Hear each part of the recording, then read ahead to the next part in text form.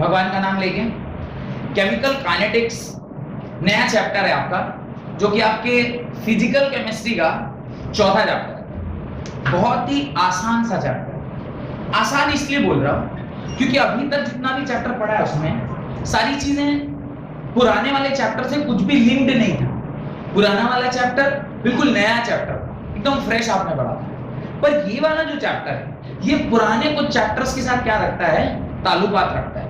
पुराने चैप्टर्स मतलब मैं ये नहीं कह रहा 10th के 9th के 8th के चैप्टर के साथ, 11th क्लास के चैप्टर के साथ ताल्लुकात रखता है। रीजन उसके ताल्लुकात का ये है कि आप चैप्टर का नाम अगर ध्यान से देखें तो उसमें बड़ा क्लियरली उसने बताया है chemical kinetics. What is chemical kinetics? The word kinetics means speed. The word kinetic means speed. अगर आपको थोड़ा बहुत भी ध्यान हो कि क्लास 11th में आपने पूरा का पूरा जो फिजिक्स है, मैकेनिक्स पार्ट, उसके अंदर दो ही ब्रॉडली डिवीजन हम लोग पढ़ते हैं, काइनेटिक्स एंड काइनेमेटिक्स। अगर आपको थोड़ा बहुत भी ध्यान हो, क्या तो kinetics is what, something related to speed. किसके स्पीड के बारे में बात कर रहे हैं? एक लड़का जो अपनी गर्लफ्रेंड की ओर दौड़ के जा रहा था उसके बारे में नहीं। या हम लोग किसकी स्पीड के बारे में बात कर रहे हैं? Here we are talking about the speed of chemical reaction. Chemical reaction का क्या मतलब है? केमिकल रिएक्शन का मतलब है कि रिएक्टेंट, जो भी आपने रिएक्टेंट लिया है वो किस में कन्वर्ट हो रहे हैं? प्रोडक्ट में कन्वर्ट हो रहे हैं। अब ये जो रिएक्टेंट से प्रोडक्ट का कन्वर्जन है ये किस स्पीड पे हुआ? There are broadly 3 kind of speeds available to us जिसमें ये रिएक्शन होती है। पहला स्पीड क्या है? First speed is slow speed.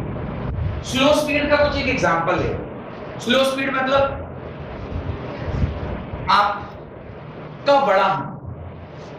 आपका बड़ा हो, ये slow speed reaction. You can not measure कि आप कल कितने बड़े थे और आज कितने बड़े हो, ऐसा पूरे जीवन भर में आप 5 फीट 8 इंच या 5 फीट 5 इंच के होंगे पूरे जीवन भर में। लेकिन लोग बोलते हैं कि आदमी एक टाइम के बाद बढ़ना उसका बंद हो जाता है। तो मान लीजिए 20 साल में आप बढ़े, 20 साल तक आदमी बढ़ता है थोड़ा बहुत, 20 साल तक में जितना आपका हाइट होना था आ गया। अब आपका हाइट इज 5 फीट 8 इंच या 5 फीट 10 इंच और उसको आपने 20 साल में डिवाइड दिया, तो पर डे कितना बड़े होंगे, समझ पा रहे हैं कितना स्लो रिएक्शन। और अगर कोई आदमी इसको ऑब्जर्व करे तो वो सिर्फ आपके माँ पिताजी हो सकते, जो आपको प्रतिदिन जब आप आए थे तब से लेकर और जब आप पूरे बड़े हो गए, एक एक दिन आपको उन्होंने देखा है। तो उनसे अगर पूछा जाए ना, तो देखे उनसे भी पूछा जाए कि आप बताइए, तो उन्हें आप 5 क्लास में इतना था, फिर 6 क्लास में गया तो इतना हो गया, 7 क्लास, ये भी याद नहीं होगा कि कब बढ़ा। फिर ऐसे कभी एक बार सुनने को मिलता है, अरे 6-7 तक तो ठीक ही था उसका, अचानक से हाइट फेंका कि सीधे एकदम बड़ा हो। कई बार ऐसा होता है, कुछ छोटे छोटे बच्चे रहेंगे और एक ही बार सीधा लंबा हो जाएगा। लंबा को तो ऐसा लंबा हो जाएगा कि आप ही का बाप है, ऐसे भी हो जाता है। तो वो जो slow slow slow slow infinite step में आप बढ़े हुए, उसको बोलते हैं स्लो रिएक्शन। तो ये तो क्या फिजिकल फेनोमेना जिसको आपने स्लो डिफाइन किया। यही चीज अगर मान लीजिए केमिस्ट्री में हो जाए, यानी केमिकल में रिएक्टेंट प्रोडक्ट बनने में ऐसे इतना स्लो अगर हो, तो जो साइंटिस्ट उसको ऑब्जर्व करो वो आ जाए, माथा में जो भी बचा हुआ बाल होगा उसको एक एक कर क्यों निकालेगा? क्यों निकालेगा भाई? इतना स्लो रिएक्शन कि उसके रेट को डिटरमाइन करना मुश्किल हो जाता है। सेकेंड एक रिएक्शन होता है जिसको हम बोलते हैं फास्ट रिएक्शन। सेकेंड एक रिएक्शन होता है जिसको हम बोलते हैं फास्ट रिएक्शन। इतनी तेजी से होगा कि पता ही नहीं चला। आपका झपकना, आपका जो झपकना है, it is a chemical reaction, physical phenomena भी है, पर ये होता तो किसी ना किसी केमिकल की वजह से ही ना। सिग्नल अगर गया तो आंख झपका होगा, कुछ तो अंदर कुछ बायोलॉजी का कुछ तो चल रहा होगा, नहीं तो कोई भी चीज ऐसी तो होती नहीं हमारे शरीर के अंदर, कुछ तो बायोलॉजिकल सिग्नल जा रहा होगा जिसकी वजह से अगर मान लीजिए किसी की आंख में ऐसे पेन डालिए, फक से ऐसे कर ले, वो कैसे हुआ? पढ़े हो ना control coordination, what is the chapter known as control coordination, that signal goes to reflex arc और कुछ ऐसा वापस होके फिर आता हो। इतना वो सोचने का टाइम निकाल दे रहा होगा, ऐसे आप अपने आप हो जाता। अच्छा ये ट्रेनिंग देने की जरूरत नहीं है। ये मेरा बेटा तेजस, उसको भी अगर उन्हें गर्म चीज भाग जाएगा, ही ऑल्सो नोज, इसमें कोई ट्रेनिंग नहीं, पूरा फॉर्मल स्कूल ले जाना होगा कि देखो फास्ट रिफ्लेक्स कैसे करते हैं, कोई ट्रेनिंग की आवश्यकता नहीं पड़ती इसके अंदर। तो ये fast reaction, even fast reaction का केमिकल, इसको अगर फिजिकल में ना को केमिकल रिएक्शन में देखें तो इतनी जल्दी हो गया कि हमको समझ पता ही नहीं चला क्या हुआ, तो भी हम किसी काम कर रहे हैं। तीसरा होता है मॉडरेट रिएक्शन, तीसरा होता है मॉडरेट रिएक्शन। मॉडरेट रिएक्शन वो रिएक्शन है जिसको एक्चुअली इस चैप्टर में हम लोग पढ़ते हैं। ना हम स्लो पढ़ सकते ना फास्ट पढ़ सकते, हम जो सिर्फ पढ़ सकते हैं वो क्या है, सिर्फ और सिर्फ मॉडरेट रिएक्शन। तो हम लोग किसके बारे में पढ़ेंगे इस पूरे चैप्टर में, मॉडरेट रिएक्शन के बारे में। तो केमिकल काइनेटिक्स का मतलब किस रेट पर, किस स्पीड पर रिएक्शन रिएक्टेंट साइड से प्रोडक्ट साइड में जा, तीन ही तरीके से जा सकती है। स्लो, वेरी स्लो छोड़ दीजिए, स्लो भी हम लोग नहीं पढ़ते, फास्ट, वेरी फास्ट छोड़ दीजिए, वो भी नहीं पढ़ते। जो हम पढ़ते हैं वो क्या है, moderate. Yes, we can read moderately slow, moderately fast, थोड़ा सा फास्ट, 3-4 मिनट लग रहा है, थोड़ा तुरंत 2 सेकंड में हो, 10 सेकंड में हो। आपने वो एक एक्सपेरिमेंट किया होगा क्लास 10 में, मैग्नीशियम रिबन को जलाने का, जैसे ही आपके लिए जल गया, hardly it will take few seconds, पर वो भी स्लो, उसको भी आप मॉडरेट मानेंगे। It is not that fast, क्योंकि आप उसको देख पा रहे हैं, एटलीस्ट का टाइम पीरियड आप निकाल पा रहे हैं कि हाँ यार वो 10 सेकंड में हुआ, तो that is also moderate reaction. But moderate में भी कुछ मॉडरेटली फास्ट रिएक्शन होते हैं, कुछ मॉडरेटली स्लो रिएक्शन होते हैं। तो हम मॉडरेट रिएक्शन के बारे में पढ़ते हैं।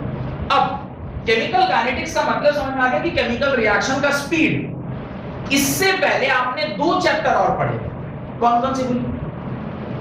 इससे पहले आपने 2 चैप्टर और पढ़े, एक चैप्टर का नाम है थर्मोडायनेमिक्स, एक चैप्टर का नाम है इक्विलिब्रियम। ये 2 चैप्टर और आप पढ़े, कौन सी कक्षा में पढ़े? 11th क्लास में।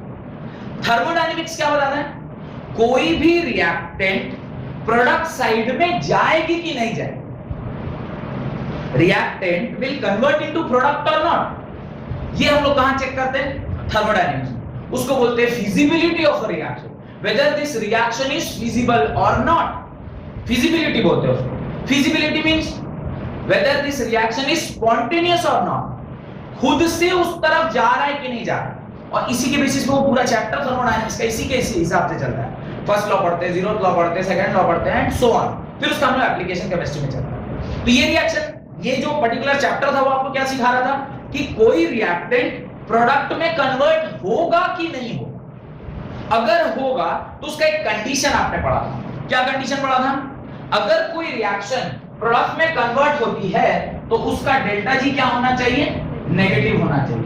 अगर उसका डेल्टा जी नेगेटिव है तो उस पर्टिकुलर रिएक्शन को आप स्पॉन्टेनियस रिएक्शन बोलते हैं। इसी रिएक्शन को आप क्या बोलते हैं? Spontaneous reaction. ये बात समझ में आ गई। अब एक चैप्टर आपने ये भी पढ़ा है जिसका नाम है केमिकल इक्विलिब्रियम। केमिकल इक्विलिब्रियम क्या बोलती है? केमिकल इक्विलिब्रियम कहती है एक ऐसा सिचुएशन भी किसी केमिकल रिएक्शन में आता है जिस टाइम पे जो रिएक्टेंट है जिस रेट से प्रोडक्ट में कन्वर्ट हो रहा है उसी रेट से प्रोडक्ट जो है वो रिएक्टेंट में जिस टाइम पे कन्वर्ट होने लग जाए उस क्षण को आप क्या बोलते हैं? T equilibrium. यानी वो जो टाइम पीरियड है उसको आप इक्विलिब्रियम टाइम पीरियड बोलते हैं और रिएक्शन इक्विलिब्रियम अचीव कर लेती है। डन। अभी भी आपको इसका कोई ज्ञान नहीं है कि किस स्पीड से ये रिएक्शन हो। आप बस इतना ही सीख पाए कि एक ऐसा क्षण आता है रिएक्शन की लाइफ में जिसमें जिस रेट से वो प्रोडक्ट में कन्वर्ट हो रहा था और प्रोडक्ट रिएक्टेंट में कन्वर्ट हो रहा था वो हो गया, वो स्टेट आ गया and that state is known as equilibrium state. अभी भी हम ये नहीं जान पा रहे कि वो किस रेट से जा रहा है। What is the rate? Rate के बारे में आइडिया नहीं है। एक क्षण ऐसा होता है जहां पे वो इक्विलिब्रियम में चला जाता है। आपने रिएक्शन होगी कि नहीं होगी ये पता कर लिया, आपने रिएक्शन का रेट डिसाइड किया कि rate of forward reaction is equal to rate of backward reaction हो जाए तो उस रिएक्शन को आप इक्विलिब्रियम में बोलते हैं। पर अभी भी मेरे को ये नहीं पता चला कि ये जो reaction rate of forward reaction हो रहा है वो किस स्पीड पर, दैट स्पीड अभी भी आपको पता नहीं। इसलिए ये जो तीसरा चैप्टर, सॉरी ये जो चौथा चैप्टर है या जो तीसरा कॉन्सेप्ट है केमिकल रिएक्शन का, that is chemical kinetics. If the reaction will take place it has to achieve equilibrium. We want to know कि वो इक्विलिब्रियम किस स्पीड से अचीव किया जाए। और उसी स्पीड के कॉन्सेप्ट को केमिकल काइनेटिक्स के चैप्टर के नाम से जानते हैं। तो होप कि आपको एक आइडिया लग रहा है कि इस पूरे चैप्टर में क्या हम लोग पढ़ने वाले हैं। डन, लिखना start. For any chemical reaction, for any chemical reaction, thermodynamics tells us about the feasibility of a reaction. For any chemical reaction, thermodynamics tells us about the feasibility of a reaction. Bracket में लिखिएगा, for any physical chemical reaction, bracket में लिखिएगा, for any physical chemical reaction, delta G should be less than 0. Delta G क्या होना चाहिए? Less than 0 होना चाहिए। अगर वो रिएक्शन क्या है? फिजिबल है, स्पॉन्टेनियस है, तो उसका डेल्टा जी क्या होना चाहिए? नेगेटिव होना चाहिए। और सेकेंड लॉ ऑफ थर्मोडायनेमिक्स यही रिलेशनशिप हमें देता है, delta G is equal to delta H minus T delta S। और इसी के कंडीशन से हम लोग ये पता करते हैं किस किस टेम्परेचर पर क्या क्या एंथैल्पी और एंट्रोपी की वैल्यू होगी, जिसके बेसिस पर डेल्टा जी क्या होगा? नेगेटिव होगा। और इसका बाकायदा पूरा एक टेबल मैंने आपको क्लास 11th में लिखवाया हुआ है कि किस टेम्परेचर पर क्या एंथैल्पी क्या एंट्रोपी होगी, तो वो रिएक्शन क्या होगा? स्पॉन्टेनियस होगा। ये डेल्टा जी का नेगेटिव होना बहुत जरूरी है। तो थर्मोडायनेमिक्स हमें क्या ज्ञान देता है? थर्मोडायनेमिक्स हमें बताता है कि कोई भी रिएक्शन फिजिबल होगी कि नहीं होगी, या स्पॉन्टेनियस है कि नहीं। अगर उसका डेल्टा जी नेगेटिव है तो वो स्पॉन्टेनियस, अगर उसका डेल्टा जी नेगेटिव नहीं है तो वो स्पॉन्टेनियस नहीं। डन, लिखें आगे, at constant temperature and pressure. ये सारी बातें जो हो रही हैं ये किस पे हो रही है? At constant temperature and pressure. क्योंकि टेम्परेचर और प्रेशर अगर आप चेंज कीजिएगा फिर तो कहानी बदल जाएगी। टेम्परेचर और प्रेशर चेंज करने पर तो कहानी फिर चेंज कर जाएगी। डन, लिखिए आगे, लिखिए ब्रैकेट बंद। Chemical equilibrium tells the extent to which reaction will proceed। Equilibrium वाला जो चैप्टर है वो हमें किस चीज का ज्ञान देता है? कितने समय तक ये रिएक्शन चलेगी, the extent to which the reaction will proceed। तो केमिकल इक्विलिब्रियम हमें ज्ञान दे रहा है कि किस एक्सटेंट तक रिएक्शन होगी। और एक्सटेंट ऑफ रिएक्शन क्या है? Till the time reaches to the equilibrium. Equilibrium जब तक नहीं अचीव होता है तब तक वो रिएक्शन चलती रहती है। The moment reaction time T equilibrium achieve हो गया, उसके बाद रिएक्टेंट प्रोडक्ट में कन्वर्ट नहीं होगा और प्रोडक्ट रिएक्टेंट में कन्वर्ट नहीं होगा, ऐसा बाहर से देखने वाले को लगता है। ये मैंने आपसे थर्मोडायनेमिक्स में पढ़ाया था कि बाहर से देखने वाले को ऐसा लगता है कि रिएक्टेंट प्रोडक्ट में कन्वर्ट नहीं हो रहा और प्रोडक्ट रिएक्टेंट में कन्वर्ट नहीं हो रहा है, तो देखने वाला कह रहा है ना कोई रिएक्शन नहीं हो रही, रिएक्शन बंद हो गई। पर जब आप उसको मॉलिक्यूलर लेवल पे, एटॉमिक लेवल पे जाके चेक करेंगे, still you will find the reaction is going taking place. और जो रिएक्शन हो रही है उसका स्पीड, जिस स्पीड से रिएक्टेंट किस में कन्वर्ट हो रहा है? प्रोडक्ट में, उसी स्पीड से प्रोडक्ट किस में कन्वर्ट हो रहा है? रिएक्टेंट में। इसलिए बाहर से देखने वाले को लग रहा है कि कोई रिएक्शन नहीं हो रही, पर actually the reaction is taking place at microscopic level. लेकिन आप ऊपर से जब मैक्रोस्कोपिकली देख रहे हैं, बस रिएक्शन बंद हो गई, कोई धुआं नहीं निकल रहा, कोई कलर चेंज नहीं हो रही, ये सारी चीजें कुछ हो ना कैरेक्टरिस्टिक्स ऑफ केमिकल रिएक्शन, ये सारी चीजें नहीं होती तो लगता हाँ रिएक्शन नहीं है। बात समझ में आ रही? आगे लिखिए, extent to which the reaction will proceed. And chemical kinetics tells about the rate at which chemical kinetics tells about the rate at which a chemical reaction proceeds। Chemical kinetics tells about the rate at which a chemical reaction proceeds and the factor which controls this rate। तो chemical kinetics हमें किन दो बातों का ज्ञान दे रहा है? हमें दो बातों के बारे में बताता है कि किस रेट से केमिकल रिएक्शन हो रही है और क्या-क्या फैक्टर है जो इस रेट को क्या कर रहा है? कंट्रोल कर रहा है। डन। तो इस पूरे चैप्टर में दो ही चीजें देखनी है। कौन-कौन सी? कि एक तो किस रेट से कोई रिएक्शन हो रही है और क्या-क्या फैक्टर है जो इस रेट को गवर्न कर रहा है। अगर उस फैक्टर में चेंज कर दिया जाए तो rate of reaction can be change. इसी पॉइंट पर just to create some interest आपको मैं एक एग्जांपल देता हूं कि वो क्या क्या फैक्टर्स हो सकते हैं। आपने एक वर्ड सुना होगा catalyst. Have you heard a word known as catalyst? What is a catalyst? कोई बताएगा कैटलिस्ट का डेफिनेशन? कोई बताएगा? Catalyst is a substance which speed up the rate of chemical reaction. फिर से बोलिए। Catalyst is a substance which speed up the rate of reaction. किस किस को लगता है कि जो मैडम ने आंसर दिया है ये सही आंसर है? वो अपना ये वाला हाथ उठाए। कौन सा? राइट है, लेफ्ट है? ये लेफ्ट। आपके लिए उल्टा होगा ना, या आपके लिए क्या हो रहा होगा? राइट हो रहा होगा ना। आप अपने हिसाब से राइट लेफ्ट उठाइए, पर एक हाथ उठाइए कोई भी। ये सही है। अच्छा, गलत है? सब लोग बोल रहे गलत है, 2 लोग बोल रहे गलत है, 3 लोग, 4 लोग, 5 लोग। अच्छा, क्या गलती किया मैडम ने? क्या गलत बोल दिया? अच्छा, इवन स्लो करने के भी काम में आता है। किस किस को ऐसा लग रहा है नहीं स्लो भी हो जाएगा? पूरे फास्ट भी होगा और स्लो भी होगा। क्या होगा? तो कैटलिस्ट का जो डेफिनेशन है वो क्या होता है? Catalyst is a substance which alters the rate of reaction. It alters the rate of reaction. Alter माने क्या होता है? ऑल्टर माने होता है कि आप दुकान गए, दुकान में आपने जींस खरीदा और जींस जब घर लेके आए ले यार बड़ा हो गया, कमर भी नहीं अट सकता था, पर मैंने नीचे का ही काम बड़ा ही करते थे। पर कई बार ना कमर, हम लोग जैसे लोग कमर का ही लफड़ा रहता है। लंबा रह गया जींस, अब लंबा हो गया, आप क्या करोगे? कटिंग करवाओगे? भाई लंबा होगा, अगर जींस आपके पांव से ज्यादा लंबा है कटिंग करानी पड़ेगी। अच्छा, उल्टा भी हो सकता है क्या? छोटा जींस खरीद लिया, कभी ऐसा भी होता है आप छोटा जींस खरीद ले रहे हैं तो इसमें अल्टरेशन तो नहीं करा रहे, आप उसको चेंज कर लेते हैं। लेकिन कमर के केस में अल्टरेशन पूरा पक्का बैठता है। कमर के केस में आप जींस लेके आ गए, अगर ढीला था टाइट करवा लिया, अगर टाइट है तो ढीला कराने का ऑप्शन रहता है। अब तो नहीं होता। When I was a kid like you, तो हम लोग ये जींस थोड़े पहनते थे, हम लोगों को मिलता था वो सिलाई वाला पैंट, और सिलाई वाले पैंट में ना पीछे की सिलाई खुलती थी। You might not have experienced that phase of life. गरीब लोगों के जीवन में ऐसा आता है कि वो पीछे सिलाई होती है एंड दैट सिलाई खुलता है। अच्छा, लड़कियां भी खुश हो रही हैं, अच्छा ये पैंट में से गरीबों के होता है।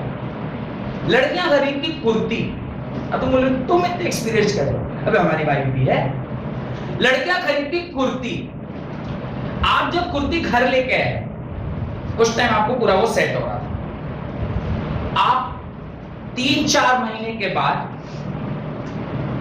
खुल गए, साइड में कपड़ा छोड़ा जाता है ताकि आप उसको क्या कर दिए?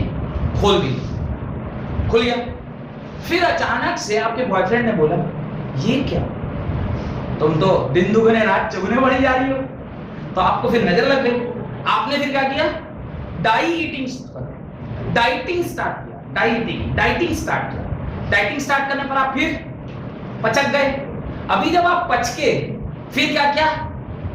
टेलर को बोला साइड से थोड़ा सा हल्का मार दीजिए। ये हुआ अल्टरेशन। अगर आप मोटाए तो साइड से खोल लिए, पतलाए तो साइड से मार दिए, आपने उसको अल्टर किया। अल्टरेशन माने बड़ा भी कर सकते हैं, छोटा भी कर सकते हैं। Catalyst is a substance which alters the rate of reaction. Alter the rate of reaction माने वो रिएक्शन को तेज भी कर सकता है और रिएक्शन को स्लो भी कर सकता है। बात समझ में आ गई? उसके साथ एक लाइन और ऐड करनी पड़ती है। क्या है वो line? It even participates also. आपने कहा आपके हिसाब से डेफिनेशन वो ये हो रही है कि catalyst is a substance which alters the rate of reaction without taking part in it. आपके हिसाब से ये ना ना ना गलत है। सही क्या है? अभी सुनिए। A catalyst is a substance which alters the rate of reaction even if it take part in the chemical reaction. At the end of the reaction it will be remaining unchanged. हो सकता है कि बीच में वो गया हो reaction में part लेने, पर स्टार्टिंग में जैसा आपने डाला था एंड ऑफ द रिएक्शन में वो आपको वैसा ही मिल जाएगा। ऐसा नहीं है कि वो पार्टिसिपेट नहीं करता, करता भी है, कई केसेस में करता है। सरफेस केमिस्ट्री में पढ़ाऊंगा किस प्रकार से वो पार्टिसिपेट करता है। तो कैटलिस्ट का डेफिनेशन मेरे ख्याल से भी आपको क्लियर हुआ होगा। फैक्टर्स बता रहा हूं मैं आपको, उसमें वन ऑफ द फैक्टर को थोड़ा मैंने डिटेल में बताया। क्या डिटेल में बताया कि कैटलिस्ट एक ऐसा सब्सटेंस होता है जो रेट ऑफ रिएक्शन को बढ़ा भी सकता है, घटा भी सकता है, पार्टिसिपेट भी करता है। लेकिन स्टार्टिंग में जैसा आपने लिया था, जब रिएक्शन कंप्लीट हुई उस टाइम वो as it is chemical property, physical property, उसका कंसंट्रेशन, उसका मास, उसका वॉल्यूम सब एज इट इज बराबर रहे, उसी सब्सटेंस को हम क्या बोलते हैं? कैटलिस्ट। इसको समझने के लिए एक और एग्जांपल, क्या एग्जांपल ले रहा हूं? एक क्लास में ऐसा बच्चा रहता है, आपने देखा होगा, और जैसे मैं उस बच्चे का नाम ले, देखिए आर्यन ऐसे करता है, कहीं मेरे बारे में तो नहीं बोल, हाँ तुम्हारे बारे में बोल। क्लास में एक ऐसा बच्चा रहेगा, दो अच्छे दोस्तों के बीच में लड़ाई लगवाए, ये दो अच्छे दोस्तों के बीच में लड़ाई लगवाए। कैसे? मैं हल्का फुल्का तो सुलग पहले से गया होगा, वो लड़का जाता गॉली बोलता तुम बैठा हुआ है बेटा, हम रहते हो मारते हो, तुम गाली सुन लिया, चुपचाप लड़की के सामने तुमको गाली दिया। अच्छा ये लड़का उसको पंपिंग कर रहा, वो पूरा एकदम हाइपर।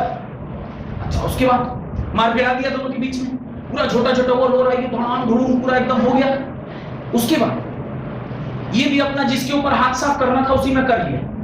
उसका जैसे ही पता चला कि टीचर आने वाली है, सबसे पहले कॉपी करूंगी, तो आज कल मैडम क्या पढ़ाई थी, वो वाला, हाँ यही दोनों थे।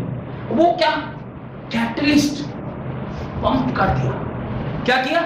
Rate of reaction. अगर लड़ाई ये नहीं गया होता तो हल्के फुल्के घर्षण होके रह जाता, मिल बाहर ऐसा होके हो गया होता। ये जो उसमें जाके पंपिंग मारा, ये रेट ऑफ रिएक्शन को क्या कर दिया? फास्ट कर दिया।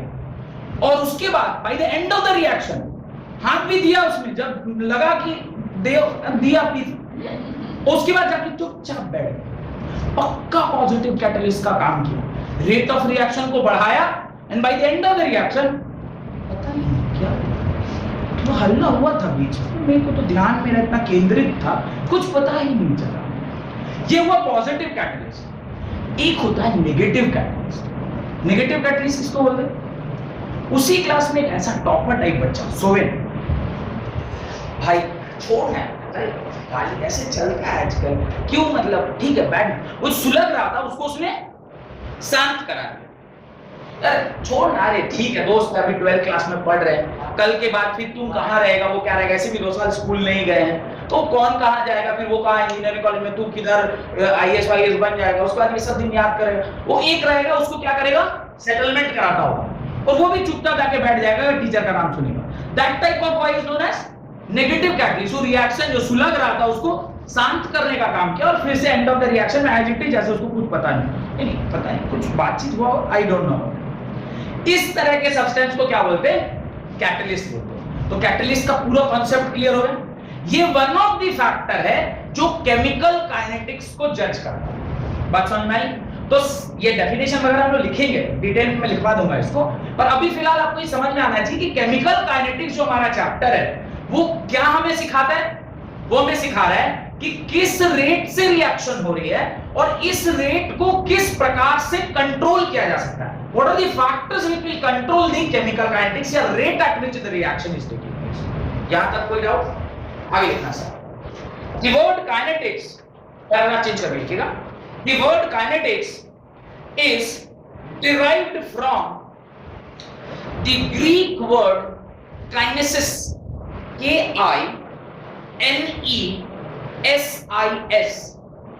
The word kinetics is derived from a Greek word kinesis. Kinesis मतलब ग्रीक वर्ड है, मेरे पास पता चलेगा। हाँ, kinesis, K-I-N-E-S-I-S। कुछ पता है? कोई ग्रीक जानता है? आजकल क्या ग्रीक, जर्मन, इटालियन ये सब स्कूल वगैरह में पढ़ाते हैं। You have some special language or something called, इस तरह का कुछ लैंग्वेज अगर करा लेना आजकल फॉरेन लैंग्वेजेस, तो कुछ पता है इस तरह का? ग्रीक कोई पढ़ रहा है? Like somebody might have read German, DPS Mango, they teach German language, किसको फ्रेंच सिखा रहे, इबन बतूता, बगल में जूता, no something of that kind, I don't know. So kinesis means movement. Kinesis means movement, अच्छा कुछ लोग सही में सोचो सर को फ्रेंच भी आता है कि इवन मत उठा वो ये जो फिल्म का गाना है इवन मत उठा खैर मूवमेंट। अब क्या बोले काइनेसिस का मतलब होता है मूवमेंट। किसका मूवमेंट? अब देखिए यहां पे एक और थ्योरी घुस रही है, थ्योरी बाद में बताता हूं, पर यहां पे एक और थ्योरी आ गई। Movement of what? Movement of particles. Particles means what? Atoms. जहां मूवमेंट ऑफ पार्टिकल होगा वहां पे कोलिजन होगी। बिना कोलिजन के दुनिया में कुछ हुआ है? नया कुछ उत्पत्ति जब कभी भी होता है वो कोलिजन से। हंस का रहे हो मैं? ऑब्वियस है, बिना कोलिजन के दुनिया में कुछ उत्पत्ति नहीं हुआ। उत्पत्ति के लिए कोलिजन का होना जरूरी है। तुम जिस जगह जा रहे हो ना कोलिजन का, वहां नहीं जाना है। मैं केमिकल्स के कोलिजन की बात कर रहा हूं। तो और अगर वहां भी जा रहे हो तो सही जा रहे हो, गलत क्या जा रहे हो? तो जो कोलिजन है वही थ्योरी हमें पढ़नी है। क्या कोलिजन थ्योरी कहती है कि जब कभी भी दो एटम्स आपस में टकराएंगे तो वो टकराने का भी क्राइटेरिया है। कैसे टकराएंगे? कुछ भी कहीं भी कहा, सबका एक कंडीशन है। कैसे टकराएंगे? ओरिएंटेशन है। इस प्रकार से टकराएंगे तो ही प्रोडक्ट बनेगा। कहीं भी टकरा जाएंगे तो प्रोडक्ट नहीं बनेगा। ठीक है, तो क्या वो कोलिजन थ्योरी के अंदर और डिटेल में हम लोग पढ़ेंगे, अभी तो इंट्रोडक्टरी क्लास है। तो लाइक मूवमेंट, तो वो उसने एक वर्ड बोला केमिकल काइनेटिक्स। अच्छा कहां क्या मैं बोल रहा था, बोलिए तो मूवमेंट। तो ये जो मूवमेंट वर्ड है ये एक थ्योरी को पास लेके जा रहा है आपको, that is called as collision theory.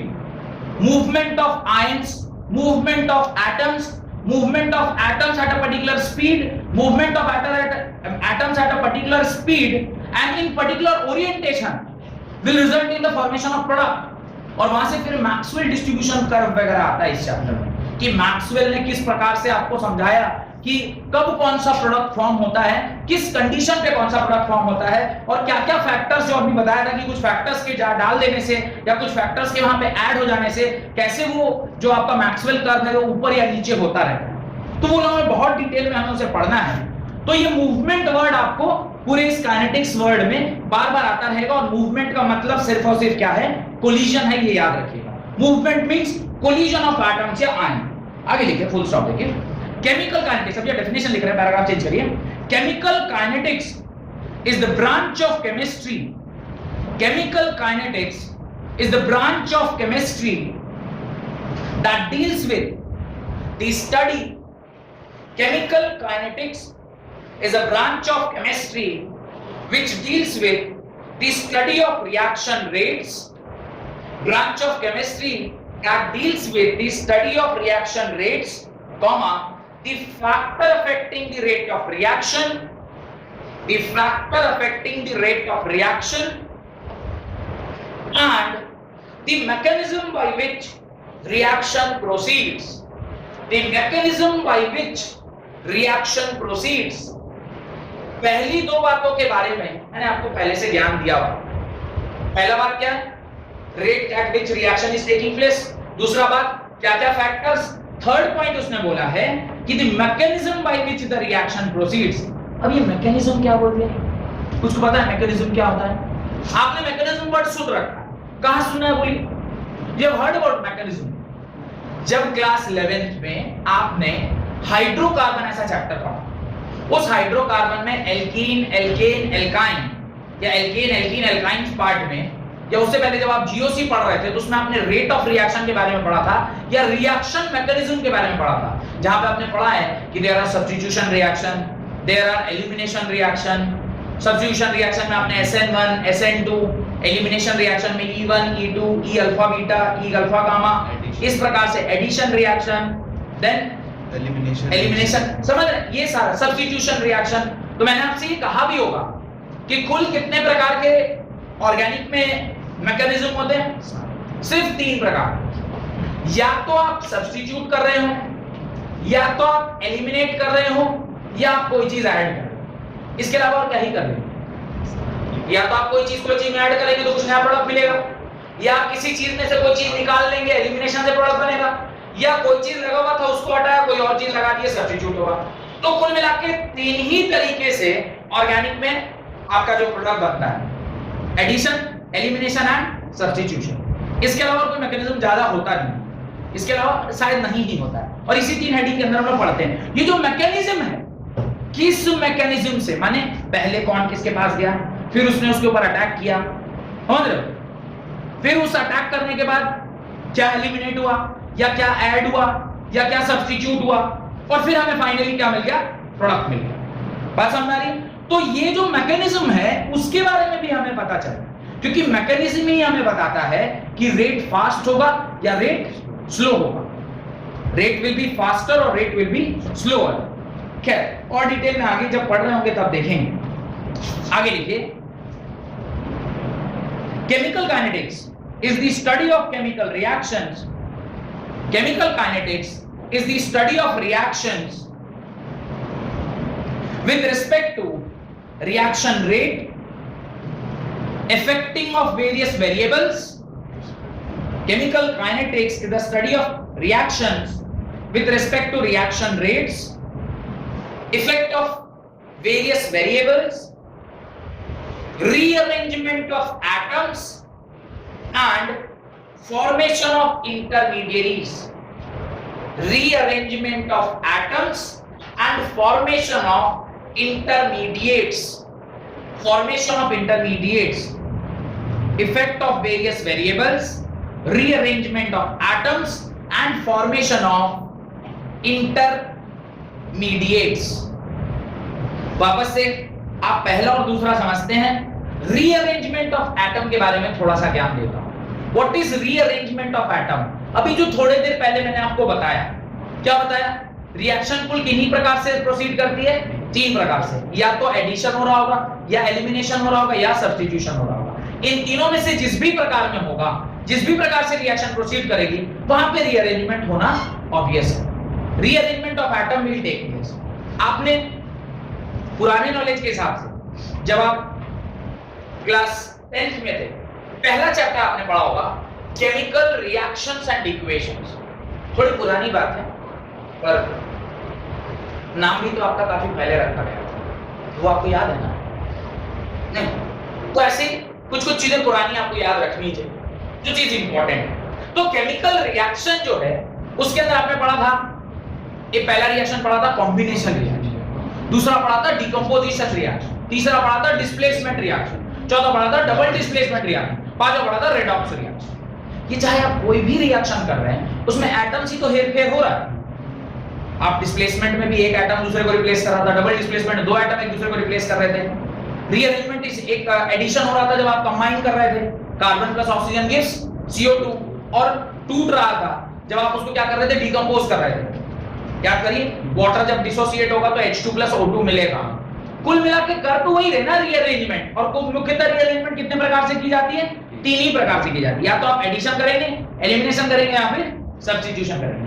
उसके बाद उसने बोला फॉर्मेशन ऑफ इंटरमीडिएट्स, बड़ा important line, underline, formation of intermediate. ये क्या बोला? पहले तो इंटरमीडिएट्स किसको बोलते हैं? इंटरमीडिएट्स मींस बीच का। इंटरमीडिएट का मतलब होता है नहीं, एक इंटरमीडिएट का मतलब होता है क्लास 12 को भी इंटरमीडिएट बोलते हैं ना, मैट्रिक और इंटरमीडिएट, इज इट? तो इंटरमीडिएट वर्ड जो है उसका क्या नाम है कि आप एक जगह पर थे, वहां से आप एक जगह को पहुंचे और फिर एक ऐसी जगह को आ गए जहां आपको पहुंचना था। ये जब कभी भी ये प्रोसेस होगा, थोड़ा बहुत क्लास 11th में आपको मैंने इस तरह का एक डायग्राम बना के दिखाया होगा कि जब कभी भी कोई रिएक्शन प्रोसीड करती है तो वो इस प्रकार से प्रोसीड करती है। खास करके ये चैप्टर, ये इक्विलिब्रियम चैप्टर मैंने पढ़ाया होगा कि ये आपका रिएक्टेंट है। रिएक्टेंट जब प्रोडक्ट में बदलता है तो कुछ इस प्रकार के ग्राफ को शो करता है। What is this graph known as? This is a graph of energy versus proceeding of a reaction, या रेट ऑफ रिएक्शन बोलिए। What is this graph? इसको जरा ध्यान से समझिए। Energy versus rate of reaction, या proceeding of reaction. Actually proceeding of reaction है, rate तो नहीं, प्रोसीडिंग। ये कह रहा है कि यहां पर आपका क्या है, रिएक्टेंट प्रेजेंट, ये रिएक्टेंट है, और यहां क्या है, प्रोडक्ट है। Reactant is converting into what? Reactant is converting into product. जब कभी भी रिएक्टेंट प्रोडक्ट में बदलेगा, एक ऐसी स्थिति इसको अचीव करनी होगी जिसको हम बोलते हैं इंटरमीडिएट स्टेट। इसको क्या बोलते हैं? Intermediate state. इंटरमीडिएट स्टेट मतलब ऐसा स्टेट जहां पे ये हाईली अनस्टेबल होता है और उस क्षण पर वो बहुत कम समय के लिए रहता है। ये स्टेट, इंटरमीडिएट स्टेट जो है, इसको बोलते हैं हाईली अनस्टेबल स्टेट, और ये बहुत कम समय के लिए कोई भी रिएक्शन अचीव करता है। ये दो बातें ध्यान रखिएगा। इंटरमीडिएट से रिलेटेड दो वर्ड है, एक तो ये बहुत कम समय के लिए वहां पे पहुंचता है, और दूसरा इस टाइम पे ये काफी अनस्टेबल होता है। अनस्टेबिलिटी का रीजन क्या होता है? मैं आपको जब से केमिस्ट्री पढ़ा रहा हूं, कुछ लोग 8 से पढ़ रहे हैं, कुछ लोग 9 से पढ़ रहे हैं, जब से मैं केमिस्ट्री पढ़ा रहा हूं आपसे मैं हमेशा कह रहा हूं कि अल्टीमेटली केमिकल रिएक्शंस का मेन पर्पस है स्टेबिलिटी। अगर वो स्टेबल नहीं होगा तो कोई भी केमिकल रिएक्शन में नहीं जाएगा। ठीक है, क्लास 11 पूरा केमिकल बॉन्डिंग इसी कॉन्सेप्ट पे हमने पढ़ाई किया है कि कोई भी रिएक्टेंट प्रोडक्ट में तभी बदलता है जब वो देख रहा है कि मैं यहां जो हूं वहां जाऊंगा तो ज्यादा स्टेबल होगा। आप आज जो इतनी मेहनत कर रहे हैं, 12th का एग्जाम देंगे, नीट देंगे, आईआईटी देंगे, अल्टीमेटली फॉर व्हाट? पापी पेट। पापी पेट। कल को अगर आप कोई बड़े इंस्टीट्यूट में जाएंगे, वहां पे अच्छे से पढ़ाई किए, याद रखिएगा कंडीशन है स्टार मार्क। कल को जब आप अच्छे इंस्टीट्यूट में जाएंगे, एनआईटी, आईआईटी, कोई लोग मेडिकल से होंगे तो एम्स, और गवर्नमेंट जो कॉलेजेस होते होंगे नीट से जो जाते हैं, वहां पहुंचने के बाद अगर ईमानदारी से पढ़े, देन आपको अच्छी नौकरी मिलती है, और उस अच्छी नौकरी से अच्छा पैकेज और पैसा लेकर अल्टीमेटली करते क्या? स्टेबिलिटी। अब आपकी दो इच्छाएं हैं, वो वाली नहीं जो तुम्हारे मन में चल रही है, वो वाली इच्छाएं जो जनरली एक आम आदमी की होती है कि एक अच्छा घर हो, एक अच्छी गाड़ी हो, एक आध नौकर हो घर में, एक सुंदर सी बीवी हो, जिसकी बीवी हो, और जिसकी गर्लफ्रेंड ही रह जाए तो अलग बात है, पर किसकी बीवी हो, और फिर बाल बच्चे हो एक आध, उसके बाद सुखमय जीवन उसका चले। This is all the criteria of stability जो हम लोग अपने मानव जीवन में, मटेरियलिस्टिक जीवन में लोग देखता है। ये ना स्टेबिलिटी है। आप एस्पायर करते हैं कि मेरे पास ये वाली गाड़ी होती, मेरे पास ये वाला बंगला होता, मैं यहाँ रहता, मैं इतने जमीन का मालिक होता, मैं इतने पास मेरे बैंक बैलेंस होते। ये इनिशियल फेजेस ऑफ लाइफ में टिल 30, 35, 40 आपके मन में ये सारी इच्छाएं होती है, और उसके बाद जब ये सारा चीज आप अचीव कर लेते हैं, उसके बाद आप ज्ञान देते हैं। इन सब चीजों में क्या रखा है? रियल तो जो मजा है वो तो पूजा पाठ में है, गीता और रामायण तो साले सारा मजा ले लिए और उसका लगे ज्ञान देने। खैर छोड़िए। तो ये जो रिएक्टेंट है ये प्रोडक्ट में तभी बदलता है जब ये देखेगा कि मैं यहां से जब यहां पहुंचूंगा तो मैं स्टेबल हूं। इस स्टेबिलिटी को पाना इतना आसान नहीं है। दुनिया में कोई भी चीज जो आपको स्टेबल बनाने वाली है वो कभी भी आसान नहीं। आपको अगर आईआईटीएन होना है तो आपको मेहनत करना पड़ेगा, उतना मेहनत जितना कि आप इस अनस्टेबिलिटी वाले रीजन को क्रॉस करने के लिए चाहिए। ये जो बैरियर है, ये जो पहाड़ है, इस पहाड़ को क्रॉस करने के लिए जितना एनर्जी चाहिए उतनी एनर्जी आप नहीं लगाओगे तो एक अटेम्प्ट में क्या, दोनों अटेम्प्ट में नहीं होगा। और अगर गवर्नमेंट सपोर्टिव रहा तो 4-4 अटेम्प्ट भी देगा तो भी नहीं होगा। क्यों? क्योंकि आपकी एनर्जी जो चाहिए यहीं आपके आप रुक गए। और आईआईटी क्वालिफाई करने के लिए जो एक्चुअल एनर्जी चाहिए था वो कितना चाहिए था? इतना चाहिए था। रिएक्शन के साथ भी एग्जैक्टली यही होता है। वही टाइप के कोलिजन, ध्यान दीजिएगा, मूवमेंट से कोलिजन आया था, वही टाइप के कोलिजन जिसके टकराने से इतनी एनर्जी बढ़ गई सिस्टम की, टकराएगा तो काइनेटिक एनर्जी बढ़ेगा, बाम से लगेगा तो। अब ये इतनी एनर्जी बढ़ गई कि ये उस स्टेट को क्या कर गया? पार कर गया। द मोमेंट वो यहां पर आ गया, अब इसको ढुलकने में कितना टाइम लगेगा? ये क्या हो जाएगा? स्टेबल। ये वही स्टेट है जब आप आईआईटी के लिए परम अपना मेहनत करके और उसको एग्जाम क्वालिफाई कर लेते। Once that is done, well begin half done बोलते हैं ऐसा। शुरुआत अच्छा होता है तो अंत भी भला होता है। उसके बाद आप स्टेबल होते आते हैं। रास्ता पकड़ लिया ना स्टेबिलिटी का, फिर आप स्टेबल होते जाते हैं। जिस प्रकार से आदमी के जीवन में ये वैलिड है, उसी प्रकार से ये रिएक्शंस में भी वैलिड है, पर इस रिएक्शन का जो परम अनस्टेबल स्टेट है, रात रात भर पढ़ना, 18 घंटे पढ़ना, 22 घंटे पढ़ना, that is the unstable state का मैक्स। जब आप उतना पढ़ लीजिएगा, उतना ज्ञान हासिल कर लीजिएगा, ऑटोमेटिकली आप स्टेबल हो जाइएगा। रिएक्शन भी उतना एनर्जी अचीव कर लिया तो ऑटोमेटिकली वो स्टेबल हो जाएगा। पर उतना एनर्जी स्टेबल करने के लिए एनर्जी बढ़ानी होगी ना, और जब भी सिस्टम की एनर्जी बढ़ती है वो अनस्टेबल हो जाता है। अभी बोला ना, सिस्टम की एनर्जी बढ़ेगी तो वो अनस्टेबल होगा। इसी अनस्टेबल स्टेट को अचीव करना और फिर प्रोडक्ट में चेंज होना, इसी को बोलते हैं इंटरमीडिएट। वर्ड इंटरमीडिएट क्लियर हुआ? इंटरमीडिएट रिएक्शन के टर्म्स में क्या, इंटरमीडिएट आपके जीवन में भी, अभी भी आप लोग जिस स्टेट में हैं, इंटरमीडिएट अचीव करने वाला स्टेट है। क्लास 12th में इंटरमीडिएट में ही है, इसलिए लोग इंटरमीडिएट बोलते होंगे इसको शायद। इस तरफ 10th, उस तरफ कॉलेज। अच्छा कॉलेज जाने के लिए आपको अपने आप को हाईली अनस्टेबल स्टेट में ले जाना होगा। अगर उस परम एनर्जी को आप पा लिए, परम अनस्टेबल स्टेट को पा लिए, तो उस तरफ चाहे एम्स में पढ़िएगा, चाहे आईआईटी में पढ़िएगा, कि एनआईटी में पढ़िएगा, कि गवर्नमेंट पढ़िएगा। समझ में आ रहा है? तो कहीं ना कहीं ये जीवन से हमारे बहुत ज्यादा ताल्लुकात रखता है। तो मैकेनिज्म जो मैं बोल रहा था, मैकेनिज्म नहीं, फॉर्मेशन ऑफ इंटरमीडिएट जो बोल रहा था, वो वर्ड मेरे ख्याल से आप लोगों को क्लियर हो गया होगा। What is the concept of formation of intermediate. लिखना स्टार्ट करिए। Next heading, rate of chemical reaction. Rate of chemical reaction, heading डाल दीजिए, रेट ऑफ केमिकल रिएक्शन। खैर इसकी चिंता मत करिएगा, ये वाला ग्राफ वगैरह हम फिर बनवाएंगे, जब जरूरत पड़ेगा तो मैं बनवाऊंगा। लेकिन ध्यान जरूर रखिएगा कि इस तरह का कुछ मैंने आपको समझाया था, और जीवन के साथ साथ भी इसको जोड़ने की कोशिश करिएगा, क्योंकि ये लाइफ लेसन ही है। अल्टीमेटली जो कुछ भी हमसे नेचर से हम ही लोग नेचर, और नेचर ही हम हैं। तो वहां जो हो रहा है वो हम लोग से सीख के, और हम जो कर रहे हैं वो उनसे सीख के। नहीं, आपने जेसीबी जैसा बड़ा मशीन बनाया, किसको देख के? आदमी का हाथ देख के।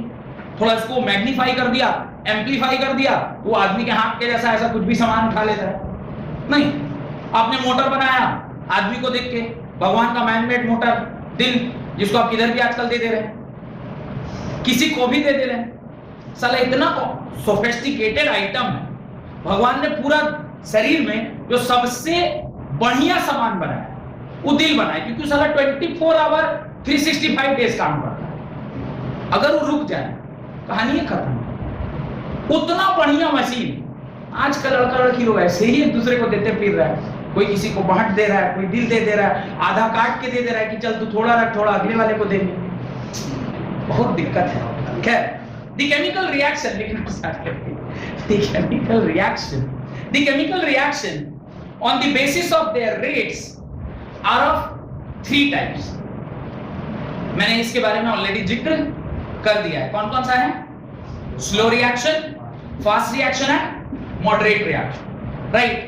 The chemical reaction on the basis of their rates are of 3 types. पहला, very fast reaction or fast reaction, fast reaction or very fast reaction, fast reaction or very fast reaction.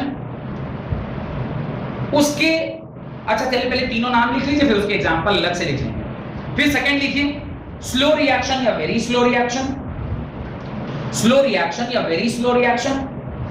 तीसरा लिखिए मॉडरेट रिएक्शन, तीसरा लिखिए moderate reaction.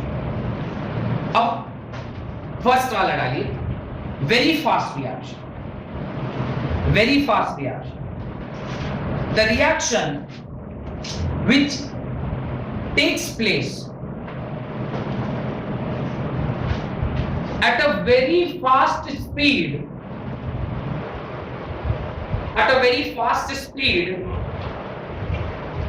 taking time between 10 raised to the power minus 12 second to 10 raised to the power minus 6 seconds, 10 raised to the power minus 12 seconds to 10 raised to power minus 6 seconds। अगर आप में से पूछिएगा कि sir इसका कोई example आपके पास है, तो मैं क्लियरली बोलूंगा कि मेरे पास इसका कोई एग्जांपल नहीं। रीजन कि 10 रेज़ पर -6 माइक्रो सेकंड्स के बराबर है, और माइक्रो सेकंड्स हमारे जीवन में किसी भी काम को करते वक्त नहीं आता। मिनी सेकंड भी बहुत रेयरली मिलता है। हम लोग जनरली सेकेंड्स और 10⁻1 और 10⁻2 तक जा भी सकते हैं, 0.01 सेकेंड, 0.001 सेकेंड, ऐसा बहुत कम फेनोमेना हम लोग डे टू डे लाइफ में देखते हैं। 10⁻6, 0.1, 2, 3, 4, 5, फिर 1, नॉट पॉसिबल। पलक झपकना भी is not close to it, तो हम लोग नहीं देखते। कोई डे टू डे लाइफ में हम ऐसा कोई बोल दे कि बताओ यार कोई ऐसा एक एग्जांपल दो जो 10⁻6 सेकंड्स में बताओ, मेरे पास ऐसा कोई एग्जांपल नहीं, और वह भी तो हम लोग देखे नहीं, हम लोग देख भी नहीं सकते। जो लाइट का ये है, what is that word known as resolution और सम, क्या छोड़िए याद नहीं आ रहा मेरे को, आगे बढ़ते हैं। तो 10⁻6 से लेकर 10⁻, एक्चुअली ऑप्टिक्स में पढ़ाऊंगा, वेव ऑप्टिक्स जब पढ़ाऊंगा आपको, तो वो जो टाइम पीरियड जो जिसको हम देख सकते हैं, मतलब that is called as resolution of images, शायद रिजोल्यूशन ही बोलते हैं उसको। कोई एग्जांपल से नहीं है कि मतलब हाँ, ये आयनिक रिएक्शंस में होता है। आयनिक रिएक्शन झट हो जाता है, पता नहीं चलता। आपने जैसे ही सोडियम और क्लोराइड को मिलाया वो NaCl बन गया, इतनी जल्दी बना कि आपको पता नहीं चला, आपको लगा कि हमने डाला और बना, आप पता नहीं कर पाए कि कैसे, कितना देर। तो कोई चीज इतनी जल्दी हो रहा है कि आपको पता ही नहीं चल रहा। हाँ, एग्जांपल में तो ध्यान आ गया, आपने देखा होगा सिनेमा देखे, सिनेमा देखते आप लोग, जो सिनेमा देख रहे हो तो सैटेलाइट वाला देख, लेकिन हम लोग एक सिनेमा देखते थे जब पहले, पुराने थोड़े मतलब आज से 10 साल पहले, तो वो रील में सिनेमा चलती थी, और एक रील के अंदर वो सारे फोटोग्राफ्स होते थे, और वो फोटोग्राफ इतना फास्ट मूव करता था कि देख के लगता था कि ये क्या हो रहा है, मूविंग पिक्चर है। कॉन्सेप्ट समझ में आ रहा है? इसका एग्जांपल आप अगर अभी के लाइफ में जोड़ना चाहेंगे तो आप इसको जोड़ सकते हैं। आपने देखा होगा कुछ लोग ना ऐसा ड्राइंग बनाते हैं और उसको ना ऐसे पेज को कर करके पलटते रहते हैं, तो बनाया उसने स्टैटिक ड्राइंग है, पर इस इतनी तेजी से वो उस पेज को पलट रहा था तो लगता है कि वो फुटबॉल खेलते हुए ऐसा ऐसे करते हुए वो जाके गोल मारा। ऐसे मैंने कभी एक वीडियो देखा था। तो वो क्या हुआ, आपने स्टैटिक चीज बनाई, पर जब आप उस पेज को पलट रहे थे, उसके पेज के पलटने का जो स्पीड था वो इतना था कि आपका आंख उसको ये नहीं समझ पाया कि हर पेज पे एक अलग अलग फोटो बना हुआ है, तो आपको वो कैसा दिखाई दे रहा है, मूव करता हुआ दिखाई दे रहा है। बात समझ में आ रही? तो यही यहां पे भी होता है कि वो एक एग्जांपल में बोल सकता हूं कि उससे भी ज्यादा फास्ट अगर रिएक्शन होने लग जाए तो उसको क्या बोलते हैं, फास्ट या वेरी फास्ट रिएक्शन, जो आपकी आंखें पकड़ ही नहीं सकती कि किस स्पीड से हो, हम नहीं देख पा रहे, इतना fast, that is very fast reaction. Example लिख लीजिए, आयनिक रिएक्शंस। एग्जांपल लिखिए, आयनिक रिएक्शन। आयनिक रिएक्शन में आप लिखें formation of NaCl, formation of AgCl etcetera, formation of NaCl, formation of AgCl etcetera. Second लिखिए very slow reaction, the reaction which takes place, the reactions which takes place in few days or years, in few days or years is known as slow reaction. कुछ दिन या कुछ सालों में जो reaction होगा उसको आप वेरी स्लो या स्लो रिएक्शन बोलोगे। Example, growth of human, rusting of iron, ये कुछ ऐसे एग्जांपल हैं जो वेरी स्लो रिएक्शन है।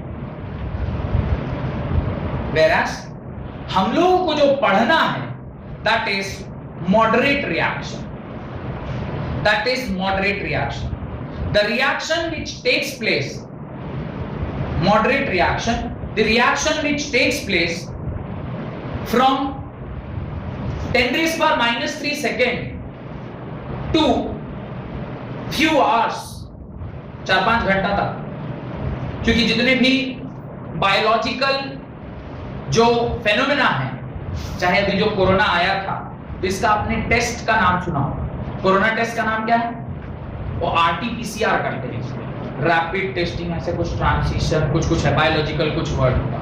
RT-PCR जो टेस्ट करते हैं उसका रिजल्ट कितने दिन में आता है, 48 आवर्स के बाद। Why 48 hours? 48 आवर्स में वो उसको देखते हैं कि जो चेन है वो फॉर्मेशन हुआ कि नहीं हुआ, ऐसे कुछ सुना था। तो वो 48 आवर्स के बाद आपको पता चलता है कि जो प्रोडक्ट जो भी आप चेक कर रहे थे वो बना कि नहीं बना। तो 48 आवर आप इंतजार किए ना, तब ना आपको वो रिपोर्ट मिला। तो 48 hour even is considered as moderate. पर ऐसे 10 दिन 12 दिन के बाद पता चलेगा, then it is a problem. फिर वो हम मॉडरेट भी नहीं रख सकते, उसको हमको कहां ले जाना होगा, वेरी स्लो। पर 2-3 दिन तक भी अगर है, फ्रॉम 10⁻³ टू 2-3 दिन, तो आप उसको मॉडरेट में रख सकते हैं। पर 1 दिन या उससे ज्यादा हुआ या 12 घंटा और उससे ज्यादा हुआ तो उसको क्या बोलेंगे, मॉडरेटली स्लो रिएक्शन। और 5-6 घंटे से लेके 10⁻³ सेकंड्स तक अगर हुआ तो उसको क्या बोलेंगे, मॉडरेटली फास्ट रिएक्शन। तो देखिए moderate reaction are of 2 types. Moderate reactions are of 2 type. पहला मॉडरेटली फास्ट रिएक्शन, दूसरा moderately slow reaction. Moderately fast reaction and moderately slow reaction. Moderately fast reaction किसको बोलेंगे, ऐसा रिएक्शन जो 10⁻³ से लेके 6 to 12 आवर्स तक हो, 6 आवर 6 घंटे, तो उसका मॉडरेटली फास्ट रिएक्शन बोल सकते हैं। पर 6 आवर्स टू लेके 3 दिन तक अगर ऐसा कुछ हो रहा है तो then it will be called as moderately slow reaction. तो बस टाइम फ्रेम उसके बगल में आप लिख लीजिए, 10⁻³ टू 6 आवर्स, इसके बीच में अगर कोई रिएक्शन हो रही है तो उसको मॉडरेटली फास्ट रिएक्शन बोलेंगे। और 6 आवर्स से लेकर अगर 3 दिन तक या 4 दिन तक हो रहा है तो इसे मॉडरेटली स्लो रिएक्शन बोलेंगे। होप यहां तक का कॉन्सेप्ट बिल्कुल क्रिस्टल क्लियर है आपके दिमाग में। तो आज तक यहीं रखते हैं। अगली क्लास में रेट ऑफ केमिकल रिएक्शन, जो आपने हेडिंग डाला है, रेट ऑफ केमिकल रिएक्शन डाला है क्या हेडिंग, उसका रेट डिटरमाइन करने का तरीका देखते हैं। बहुत बहुत धन्यवाद आज की क्लास में।